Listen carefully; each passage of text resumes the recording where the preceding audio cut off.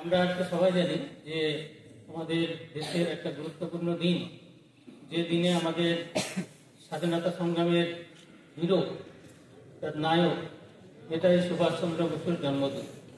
আমরা ছোটবেলায় যখন আমাদেরকে এসে লিখতে বলা হতো স্কুল জীবনে, তো ওখানে দেওয়া হতো যে তোমার নায়ক বলে একটা এসে দেওয়া হতো।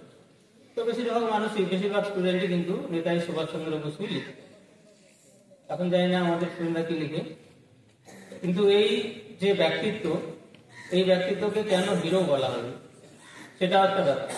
আমরা যদি তার ছোটবেলাটা দেখি, তো ছোটবেলায় তাকে তার মা সুবি বলে ডাকতো। তো তার তো জীবনের অনেক ঘটনা আছে, সেগুলো এখানে বলা সম্ভব না। একটা ছোট্ট ঘটনা বলি। তিনি যখন ছোট্ট সুবি যখন ক্লাস 8-9 এরকমই পড়ে, তো সেই সময় সে, যেহেতু তার মেধা ছিল খুব তীক্ষ্ণ, এবং প্রথমে তিনি ইংরেজদের স্কুলে পড়তেন, কিন্তু ইংরেজদের হ্যাট কোটগুলো তার মোটেই ভালো লাগতো না। ওই জন্য তিনি বাংলা স্কুলে এলেন। সেখানে এসে প্রথম বছর একটু রেজাল্ট খারাপ হলো। কেন? কারণ বাংলা ভাষাটা তিনি জানতেন না। পরের বছরই দেখিয়ে দিলেন যে তিনি আবার ফার্স্ট হয়ে গেলেন, ওই বাংলা ভাষাটাকে এক বছরেই রপ্ত করে দিলেন। তারপরে তিনি স্কলারশিপ পেয়েছিলেন। স্কলারশিপ সেই সময় 20 টাকা পেয়েছিলেন। 20 টাকা স্কলারশিপ পেলেন। আমাদের শুনে মনে হবে 20 টাকা আবার কি, সেই সময় 20 টাকা মানে এখনকার অনেক পয়সা। তো সেই স্কলারশিপ পাওয়ার পর তিনি মাকে একটা চিঠি লিখেছিলেন। সেই চিঠিতে তিনি লিখছেন যে মা, তুমি হয়তো খুব আনন্দিত হবে যে তোমার সুবি আজকে ক্লাসে একটা পজিশন করেছে এবং পড়াশোনায় খুব ভালো হচ্ছে, কিন্তু আমি এতে মোটে আনন্দিত নই। আমি সেই দিন আনন্দিত হব যেদিন আমার মা আমাকে বলবে যে আমার সুবি একটা ভালো মানুষ হয়েছে। ছোট থেকেই তার যে ব্রতটা, এটা আমরা বুঝতে পারছি যে তার ব্রত ছিল এটাই, যে মানুষের জন্মে একটা ভালো মানুষ হওয়া। কারণ অন্যান্য জীব জন্মসূত্রেই সেটা হয়ে যায়, গরু জন্মসূত্রেই গরু হয়ে যায়, ছাগল জন্মসূত্রেই ছাগল হয়ে যায়, কিন্তু মানুষ কিন্তু জন্মসূত্রে মানুষ হয় না। মানুষ হওয়া শিখতে হয়, এবং সেটা নেতাজি সুভাষচন্দ্র বসু বহু জায়গায় শিখেছেন। তার অনেক গুরু ছিল জীবনে। একজন প্রধান শিক্ষক ছিলেন সেই স্কুলেরই, বেনি মাধব দাস। আর এই বেনি মাধব দাসই তার চরিত্র তৈরি করে দিলেন, এবং তাকে তিনি খুব মানতেন। একদিন স্কুলে ক্ষুদিরামের মৃত্যু দিবস পালন করলেন তিনি, এবং খুব ঘনঘটা করে সেখানে তিনি গান, পেট্রিয়টিক সং এসব করে পালন করলেন। তারপরে দিন ইংরেজদের কাছে খবর গেল, তো বেনি মাধবকে ওখানে বদলি করে দেওয়া হলো ওই কাজের জন্য। কিন্তু বেনি মাধব দাস কিন্তু তাকে খুব সাপোর্ট করেছিলেন এই কাজে। তো যখন তিনি বদলি হয়ে গেলেন, বেনি মাধব দাস খুব কেঁদেছিলেন, এবং নেতাজি সুভাষচন্দ্র বসু খুব কেঁদেছিলেন। এরপরে তিনি খুঁজছিলেন একটা চরিত্র। তার 15 বছর বয়সে তিনি তার একটা বন্ধুর বাড়ি গেলেন। বন্ধুর বাড়ি গিয়ে তিনি হঠাৎ সিঁড়ি থেকে নামতে নামতে দেখলেন, তিনি সঙ্গে সঙ্গে গিয়ে দেখলেন সেই বইগুলো হচ্ছে স্বামী বিবেকানন্দের জীবনী। আর বইগুলো তিনি একটা একটা করে পড়তে শুরু করলেন। যখন পড়তে শুরু করলেন, একদম ভিতরে ঢুকে গেলেন। বন্ধুকে একটার পর একটা বই নিয়ে তিনি চলে যাচ্ছেন। তিনি পরে তার জীবনীতে বলছেন যে ওই বইগুলো পেয়ে আমি গোগ্রাসে গিয়েছিলাম, এবং আমার জীবনটা কেমন উলট পালট হয়ে গিয়েছিল। সুতরাং নেতাজি সুভাষচন্দ্র বসু যে আমরা পাই, এটা কিন্তু স্বামী বিবেকানন্দের অবদান। যখন স্বামী বিবেকানন্দ বিদেশ থেকে ফিরে এসেছিলেন চিকাগো বক্তৃতা দিয়ে, তখন একজন যুবক স্বামীজির কাছে গিয়েছিলেন। গিয়ে বলেছিলেন, অনেকজন যুবকই গিয়েছিলেন, গিয়ে তাকে বলেছিলেন, আচ্ছা স্বামীজি, আপনি তো এখন বিখ্যাত হয়ে গিয়েছেন, আপনাকে গোটা বিশ্বই চিনে, আপনি আমাদের এই স্বাধীনতা আন্দোলনে যোগদান করুন না, তাহলে দেশ স্বাধীন হয়ে যাবে। স্বামী বিবেকানন্দ বললেন যে ঠিকই ধরেছিস, আমি যদি আজকে স্বাধীনতা আন্দোলনে যোগদান করি না, কালকে স্বাধীন করে দেবো দেশকে, সে ক্ষমতা আমার আছে। কিছু করবো না, তোদের মতো না কাকুতি মিনতি কিচ্ছু করবো না, শুধু লেটার তৈরি করবো, প্রতিটা দেশে পাঠিয়ে দেবো, ভারতবর্ষ আজকে স্বাধীন হয়েছে। আর তারপরে ইংরেজরা খেপে যাবে, খেপে গিয়ে গুলি করবে, সেই গুলিটা আমি প্রথম খাবো, তখন দেখবি দেশে কি হয়। এবং তিনি বলেছিলেন যে স্বাধীনতা এনে দিতে পারি, কিন্তু তোরা কি সেই মানুষ তৈরি করেছিস যারা দেশের স্বাধীনতাকে মেনটেন করতে পারবে? খুব গুরুত্বপূর্ণ কথা এটা।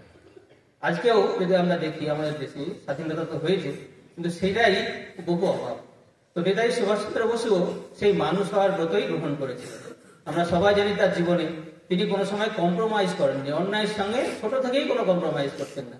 এবং তিনি যখন আজাদ হিন্দ বাহিনী তৈরি করলেন জার্মানিতে, তখন হিটলার বলেছিলেন যে আপনার আজাদ হিন্দ বাহিনীতে আমার দেশে এসে তৈরি হল, তাহলে আমার দেশের সৈন্যবাহিনীকে আপনার সৈন্যবাহিনী স্যালুট করবে। নেতাজি সুভাষচন্দ্র বললেন না, তা স্যালুট করবে না। যদি আপনারা স্যালুট করেন আমার সৈন্যবাহিনীও স্যালুট করবে, একসঙ্গে দুজন স্যালুট করবে। তাহলে দেখো, একটা লোক যে দেশ থেকে চলে গিয়ে ওখানে বাহিনী তৈরি করলো ভারতবর্ষেরই কারাবন্দীদের নিয়ে, তিনি কিন্তু কম্প্রোমাইজ করছেন না অত বড় লোকের সঙ্গে। তিনি জীবনে কখনোই কম্প্রোমাইজ করেন। যেদিন আজাদের বাহিনী পরাজিত হচ্ছে সেদিন যখন তাকে জিজ্ঞাসা করা হলো, এই জাপান পরাজিত হচ্ছে, সেদিন তাকে জিজ্ঞাসা করা হলো, আচ্ছা যে আজকে সবচেয়ে গুরুত্বপূর্ণ ঘটনাটা কি? তো বলছেন জাপান পরাজিত হয়েছে কিন্তু আজাদ পরাজিত হয়নি। এবং তিনি সেখান থেকে হুঙ্কার ছাড়ছেন যে ইংরেজরা দেশ থেকে চলে যাও, নাহলে বিপদ। যদিও আমরা জানি আজাদিন বাহিনী পরাজিত হয়েছিলেন, কিন্তু পরাজিত হয়েও পরাজিত হননি, কারণ নেতাজির ওই পরাজিতের আগুনটাই ভারতবর্ষকে স্বাধীন করেছিল। যখন আজাদিন বাহিনীকে একটার পর একটা এনে যখন দিল্লিতে ফাঁসি দেওয়া হচ্ছে, তখন আমাদের ভারতবাসীদের চৈতন্য জাগলো। তারা বললো তাই তো, আমরাই তো ইংরেজদের রাজত্বকে এখানে টিকিয়ে রেখেছি, কারণ আমাদের ভারতবাসীরাই তো সেখানে সৈন্য ছিল, পুলিশ ছিল, সবই ছিল।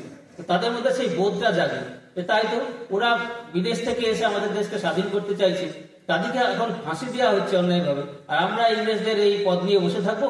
সঙ্গে সঙ্গে সব পদত্যাগ শুরু করলো। ইংরেজরা তখনই বুঝতে পারলো আর তাদের পক্ষে সম্ভব না ভারতবর্ষে রাজত্ব করা, সঙ্গে সঙ্গে তারা ছেড়ে দূরে পালিয়ে গেল। ওই জন্য ইংরেজরা যখন এসেছিলেন পরে, ইংরেজদের একজন বিখ্যাত ব্যক্তিত্ব এই কলকাতা দিয়ে এসেছিলেন স্বাধীনতার পরে, তো তাকে সাংবাদিকরা জিজ্ঞাসা করেছিল যে আচ্ছা আপনারা তো 200 বছর দাপিয়ে রাজত্ব করলেন, আর সেই দিন হঠাৎ ছেড়ে দিয়ে চলে গেলেন কেন দেশকে? ভারত তো আপনাদেরকে, ভারত কোনো সংগ্রাম করে স্বাধীনতা চায়নি, তাহলে সেদিন ছেড়ে দিয়ে চলে গেলেন কেন? এটা কিসের জন্য গিয়েছিল? তো গোপালাচারীকে উত্তর দিয়েছিলেন, জানেন আমরা কিসের জন্য গিয়েছিলাম? It is due to Netaji. তারা উত্তর দিয়েছিলেন। কেন দিয়েছিলেন? কারণ তারা বুঝতে পেরেছিলেন যে নেতাজি ব্যক্তিত্ব, যে তাকে তার জন্যই আমাদেরকে ছাড়তে হয়েছিল। এবং এই নেতাজির ব্যক্তিত্ব কে, যে আমরা জানি কলেজে তিনি একজন রাষ্ট্রিকেটের হয়েছিলেন একদিন, কারণ এক প্রফেসর ভারতীয়দের সম্বন্ধে বিরূপ মন্তব্য করেছিলেন বলে তিনি বন্ধু বান্ধব মিলে তাকে ফেলে দিয়েছিলেন সিঁড়ি থেকে।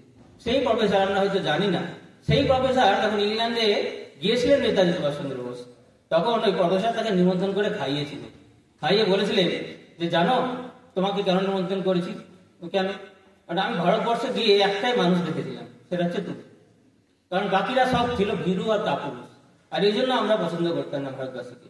স্বামীজি এই কথাটা বারবার বলেছে। ইংরেজরা কয়েকজন ইংরেজ এসে তোদের ভারতবর্ষকে জ্ঞানরাজত্ব করলো জানিস, কারণ তোদের মধ্যে কোনো আত্মবিশ্বাস নাই। তোরা কিন্তু ইংরেজদের ছোট একটা বাচ্চাও বলে দেয় যে আমি ইংরেজ, সুতরাং আমি সব পারি, আমি ভারতীয়দের লাথি মারতে পারি। ওই জন্য ইংরেজরা তোদিকে এই কয়েকটা ইংরেজ এসে তোদের দেশকে পরাধীন করে দিল। তো এইরকম অজস্র ঘটনা আর আজকে বলা যায়, কিন্তু আমাদের এই অনেক খুব অল্প সময়। তো আমি চাইবো একটা ছোট্ট গান, দেশাত্মবোধক গান একটু শুনিয়ে আমার এই শেষ করতে। গানটা হয়তো আমরা সবাই জানি, যেটুকু আমি জানি সেটুকু আমি করছি, একটু পারলে বাজবে। চল চল চল চল চল চল, ঊর্ধ্ব গগনে বাজে মাদল, নিম্নে উতলা ধরণী তল, অরুণ প্রাতের তরুণ দল, চল রে চল রে চল, চল চল চল চল চল চল। ঊর্ধ্ব গগনে বাজে মাদল, নিম্নে উতলা ধরণী তল, অরুণ প্রাতের তরুণ দল, চল রে চল রে চল, চল চল চল। উষার দুয়ারে হানি আঘাত, আমরা অনিব রাঙাব ভাত, আমরা টুকরাবো তিমির রাত, বাদার বিন্ধ্যাচল। উষার দুয়ারে হানি আঘাত, আমরা অনিব রাঙাব ভাত, আমরা টুকরাবো তিমির রাত, বাদার বিন্ধ্যাচল। নবনবীনের গাহিয়া গান, সদেবী করিব মহাশ্মশান, নবনবীনের গাহিয়া গান, সদেবী করিব মহাশ্মশান, আমরা দানিব নতুন প্রাণ, নবীন বল। চল রে নওজওয়ান, শুন রে পাতিয়া কান, চল রে নওজওয়ান, শুন রে পাতিয়া কান, মৃত্যু তরুণ দুয়ারে দুয়ারে জীবনের আহ্বান। ভাঙরে ভাঙা গল, চল রে চল রে চল, ভাঙরে ভাঙা গল, চল রে চল রে চল, চল চল চল চল চল চল। ঊর্ধ্ব গগনে বাজে মাদল, নিম্নে উতলা ধরণী দল, অরুণ প্রাতের তরুণ দল, চল রে চল রে চল, চল চল চল চল চল চল চল চল চল চল চল চল। ধন্যবাদ।